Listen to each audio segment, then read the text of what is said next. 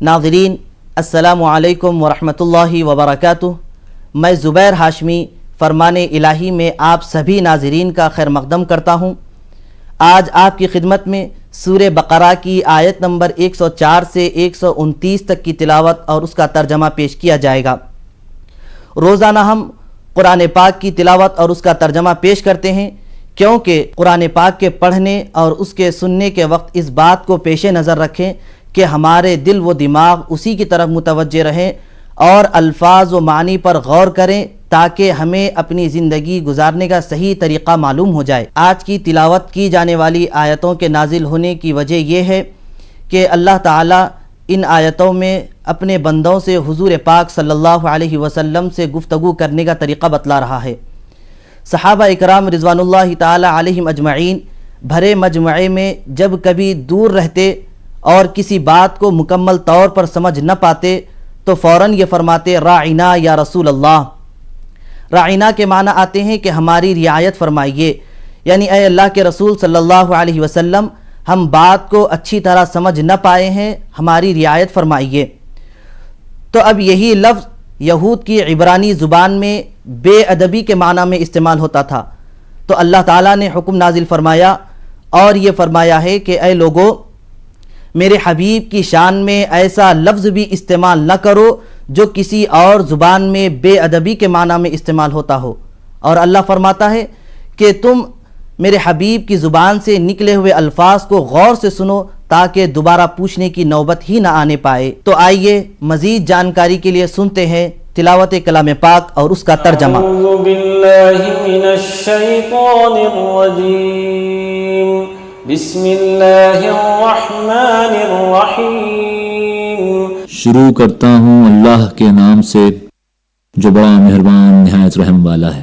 یا ایہا الذین آمنوا لا تقولوا راعنا وقولوا انظرنا واسمعوا وللکافرین عذاب علیم۔ اے لوگوں جو ایمان لائے ہو، رائنا نہ کہا کرو بلکہ انظرنا کہو اور توجہ سے بات کو سنو، یہ کافر تو عذاب علیم کے مستحق ہیں۔ ما يود الذين كفروا من أهل الكتاب ولا المشركين أن ينزل عليكم من خير من ربكم والله يختص برحمته من يشاء والله ذو الفضل العظيم۔ یہ لوگ جنہوں نے دعوت حق کو قبول کرنے سے انکار کر دیا ہے، خواہ اہل کتاب میں سے ہوں یا مشرک ہوں، ہرگز یہ پسند نہیں کرتے کہ تمہارے رب کی طرف سے تم پر کوئی بھلائی نازل ہو، مگر اللہ جس کو چاہتا ہے اپنی رحمت کے لیے چن لیتا ہے اور وہ بڑا فضل فرمانے والا ہے۔ ما ننسخ من آیة او ننسها نأتی بخیر منها او مثلها ألم تعلم أن الله على كل شيء قدير۔ ہم اپنی جس آیت کو منسوخ کر دیتے ہیں یا بھلا دیتے ہیں اس کی جگہ اس سے بہتر لاتے ہیں یا کم از کم ویسی ہی۔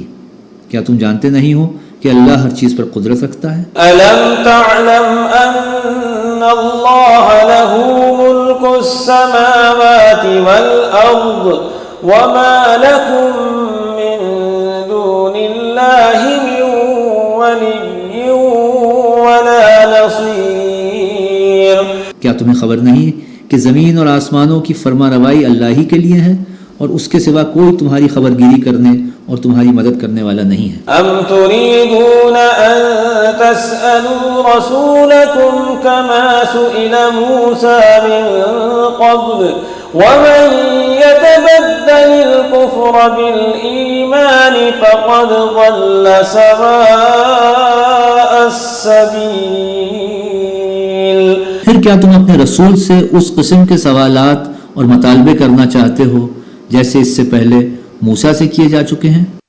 حالانکہ جس شخص نے ایمان کی روش کو کفر کی روش سے بدل لیا وہ راہ راست سے بھٹک گیا۔ وَدَّ كَثِيرٌ من أهل الكتاب لو يردونكم من بعد إيمانكم كفارا حسدا من عند أنفسهم من بعد ما تبين لهم الحق فاعفوا واصفحوا حتى يأتي الله بأمره إن الله على كل شيء قدیر۔ اہل کتاب میں سے اکثر لوگ یہ چاہتے ہیں کہ کسی طرح تمہیں ایمان سے پھیر کر پھر کفر کی طرف پلٹ لے جائیں، اگرچہ حق ان پر ظاہر ہو چکا ہے، مگر اپنے نفس کے حسد کی بنا پر تمہارے لیے ان کی یہ خواہش ہے۔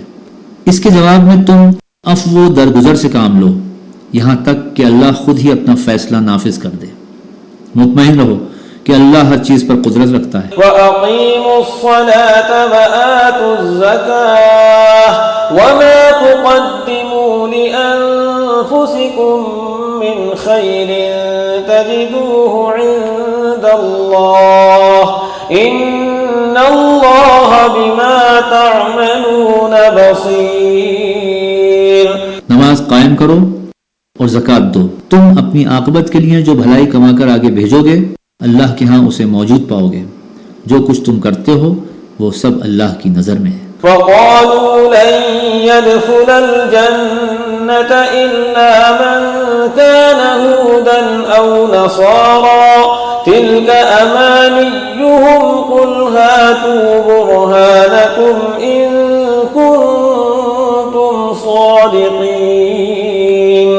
ان کا کہنا ہے کہ کوئی شخص جنت میں نہ جائے گا جب تک کہ وہ یہودی نہ ہو یا عیسائی نہ ہو، یہ ان کی تمنائیں ہیں۔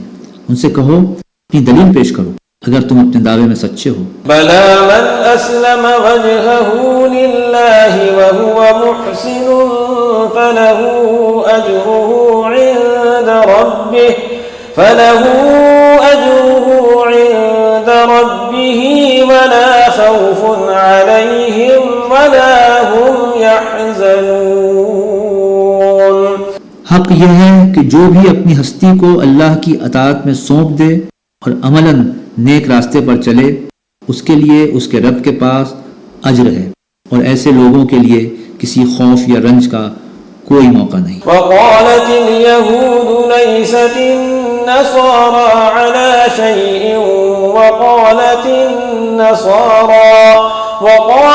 النصارى ليست اليهود على شيء وهم يتلون الكتاب كذلك قال الذين لا يعلمون مثل قولهم فالله يحكم بينهم يوم القيامة فيما كانوا فيه يختلفون۔ یہودی کہتے ہیں عیسائیوں کے پاس کچھ نہیں، عیسائی کہتے ہیں یہودیوں کے پاس کچھ نہیں، حالانکہ دونوں ہی کتاب پڑھتے ہیں، اور اسی قسم کے دعوے ان لوگوں کے بھی ہیں جن کے پاس کتاب کا علم نہیں ہے۔ یہ اختلافات جن میں یہ لوگ مبتلا ہیں، ان کا فیصلہ اللہ قیامت کے روز کر دے گا۔ وَمَنْ أَظْلَمُ مِمَّن مَّنَعَ مَسَاجِدَ اللَّهِ أَن يُذْكَرَ فِيهَا اسْمُهُ وَسَعَىٰ فِي خَرَابِهَا أُولَٰئِكَ مَا كَانَ لَهُمْ أَن يَدْخُلُوهَا إِلَّا خَائِفِينَ لَهُمْ فِي الدُّنْيَا خِزْيٌ وَلَهُمْ فِي الْآخِرَةِ عَذَابٌ عَظِيمٌ۔ اور اس شخص سے بڑھ کر ظالم کون ہوگا جو اللہ کے معبودوں میں اس کے نام کی یاد سے روکے اور ان کی ویرانی کے در پہ ہو۔ ایسے لوگ اس قابل ہیں کہ ان عبادت گاہوں میں قدم نہ رکھیں، اور اگر وہاں جائیں بھی تو ڈرتے ہوئے جائیں۔ ان کے لیے تو دنیا میں رسوائی ہے اور آخرت میں عذاب عظیم۔ وَلِلَّهِ الْمَشْرِقُ وَالْمَغْرِبُ فَأَيْنَمَا تُوَلُّوا فَثَمَّ وَجْهُ اللَّهِ إِنَّ اللَّهَ وَاسِعٌ عَلِيمٌ۔ مشرق اور مغرب سب اللہ کے ہیں، جس طرف بھی تم رخ کرو گے اسی طرف اللہ کا رخ ہے۔ اللہ بڑی وسعت والا اور سب کچھ جاننے والا ہے۔ وَقَالُوا اتَّخَذَ اللَّهُ وَلَدًا سُبْحَانَهُ بل له ما في السماوات والأرض كل له قانتون. ان کا قول ہے کہ اللہ نے کسی کو بیٹا بنایا ہے. اللہ پاک ہے ان باتوں سے. اصل حقیقت یہ ہے کہ زمین اور آسمانوں کی تمام موجودات اس کی ملک ہیں، سب کے سب اس کے مطیع فرمان ہیں. بديع السماوات والأرض وإذا قضى أمرا فإنما يقول له كن فيكون. وہ آسمانوں اور زمین کا موجد ہے، اور جس بات کا وہ فیصلہ کرتا ہے اس کے لیے بس یہ حکم دیتا ہے کہ ہو جا، اور وہ ہو جاتی ہے. وقال الذين لا يعلمون لولا يكلمنا الله أو تأتينا آية كذلك قال الذين من قبلهم مثل قولهم تشابهت قلوبهم قد بينا الآيات لقوم يوقنون. نادان کہتے ہیں کہ اللہ خود ہم سے بات کیوں نہیں کرتا، یا کوئی نشانی ہمارے پاس کیوں نہیں آتی. ایسی ہی باتیں ان سے پہلے لوگ بھی کیا کرتے تھے. ان سب کی ذہنیتیں ایک جیسی ہیں. یقین لانے والوں کے لیے تو ہم نشانیاں صاف صاف نمایاں کر چکے ہیں. تلاوت کلام پاک اور اس کے ترجمے کا سلسلہ جاری رہے گا. آئیے یہاں لیتے ہیں ایک چھوٹا سا وقفہ.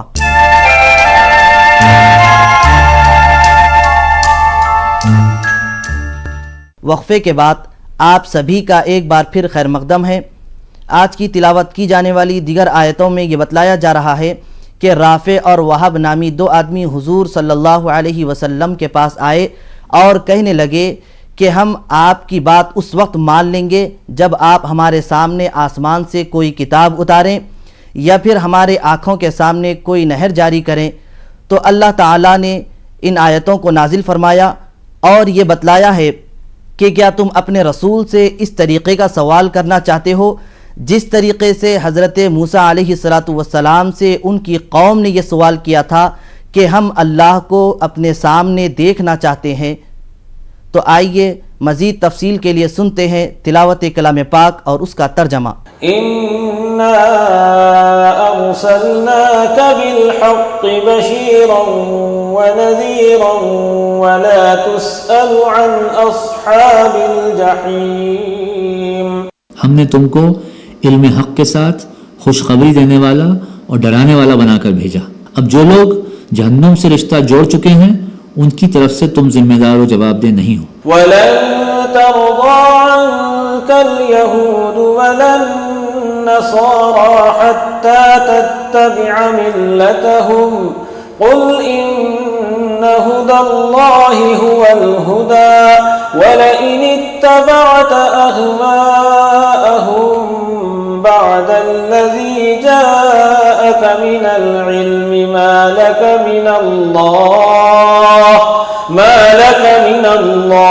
من ولي ولا نصير. یہودی اور عیسائی تم سے ہرگز راضی نہ ہوں گے جب تک تم ان کے طریقے پر نہ چلنے لگو. صاف کہہ دو کہ راستہ بس وہی ہے جو اللہ نے بتایا ہے، ورنہ اگر اس علم کے بعد جو تمہارے پاس آ چکا ہے تم نے ان کی خواہشات کی پیروی کی تو اللہ کی پکڑ سے بچانے والا کوئی دوست اور مددگار تمہارے لیے نہیں ہے. الذين آتيناهم الكتاب يتلونه حق تلاوته أولئك يؤمنون به ومن يكفر به فأولئك هم الخاسرون. جن لوگوں کو ہم نے کتاب دی ہے وہ اسے اس طرح پڑھتے ہیں جیسے کہ پڑھنے کا حق ہے. وہ اس قرآن پر سچے دل سے ایمان لے آتے ہیں، اور جو اس کے ساتھ کفر کا رویہ اختیار کریں وہی اصل میں نقصان اٹھانے والے ہیں. یا بنی اسرائیل اذکروا نعمتی التي انعمت علیکم وانی فضلتکم علی العالمین. اے بنی اسرائیل، یاد کرو میری وہ نعمت جس سے میں نے تمہیں نوازا تھا، اور یہ کہ میں نے تمہیں دنیا کی تمام قوموں پر فضیلت دی تھی. واتقوا یوما لا تجزی نفس عن نفس شيئا ولا يقبل منها عدل ولا تنفعها شفاعة ولا هم ينصرون۔ اور ڈرو اس دن سے جب کوئی کسی کا ذرا کام نہ آئے گا، نہ کسی سے فدیہ قبول کیا جائے گا، نہ کوئی سفارشی آدمی کو فائدہ دے گی، اور نہ مجرموں کو کہیں سے کوئی مدد ملے گی۔ وَإِذِ ابْتَلَى إِبْرَاهِيمَ رَبُّهُ بِكَلِمَاتٍ فَأَتَمَّهُنَّ قَالَ إِنِّي جَاعِلُكَ لِلنَّاسِ إِمَامًا قَالَ وَمِن ذُرِّيَّتِي قَالَ لَا يَنَالُ عَهْدِ الظَّالِمِينَ۔ یاد کرو جب ابراہیم کو ان کے رب نے چند باتوں میں آزمایا اور وہ ان سب میں پورے اترے تو اس نے کہا میں تجھے سب لوگوں کا پیشوا بنانے والا ہوں۔ ابراہیم نے عرض کیا اور کیا میری اولاد سے بھی یہی وعدہ ہے؟ اس نے جواب دیا میرا وعدہ ظالموں سے متعلق نہیں ہے۔ وَإِذْ جَعَلْنَا الْبَيْتَ مَثَابَةً لِلنَّاسِ وَأَمْنًا وَاتَّخِذُوا مِن مقام إبراهيم مصلى وعهدنا إلى إبراهيم وإسماعيل أن طهرا بيتي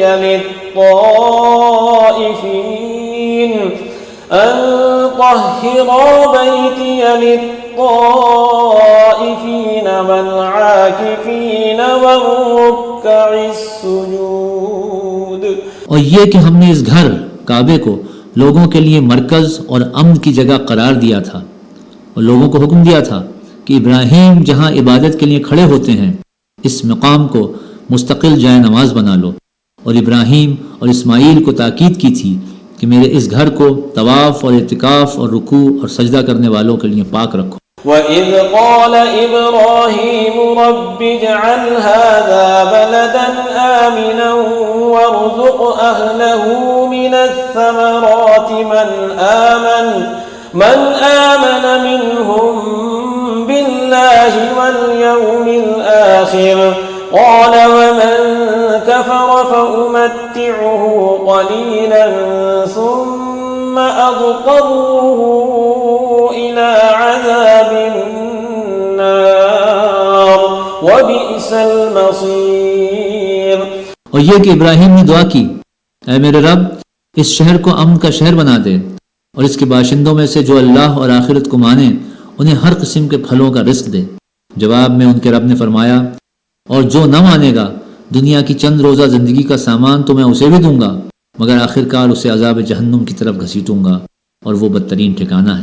وَإِذْ يَرْفَعُ إِبْرَاهِيمُ الْقَوَاعِدَ مِنَ الْبَيْتِ وَإِسْمَاعِيلُ رَبَّنَا تَقَبَّلْ مِنَّا إِنَّكَ أَنْتَ السَّمِيعُ الْعَلِيمُ۔ اور یاد کرو ابراہیم اور اسماعیل جب اس گھر کی دیواریں اٹھا رہے تھے تو دعا کرتے جاتے تھے اے ہمارے رب ہم سے یہ خدمت قبول فرما لے، تو سب کی سننے اور سب کچھ جاننے والا ہے۔ ربنا واجعلنا مسلمین لک ومن ذریتنا أمة مسلمة لک وأرنا مناسکنا وتب علینا إنك أنت التواب الرحیم۔